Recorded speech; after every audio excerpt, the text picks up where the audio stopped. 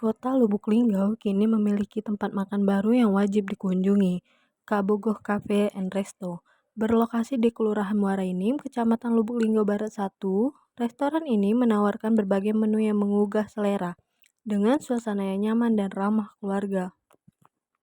Menu utama di Kabogoh Cafe didominasi oleh hidangan khas Nusantara yang kaya rasa. Salah satunya adalah nasi goreng katsu, nasi liwet ayam, dan ikan bakar cah kangkung yang segar dan menggugah selera.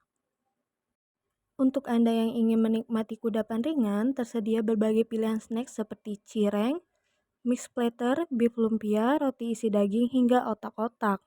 Tak hanya makanan, Kabogo Cafe juga menyediakan aneka minuman segar yang pas untuk menemani santapan Anda. Dengan menu yang lengkap dan rasa yang otentik, tempat ini cocok untuk makan siang santai, makan malam keluarga, atau sekedar bersantai sambil menikmati snack dan minuman.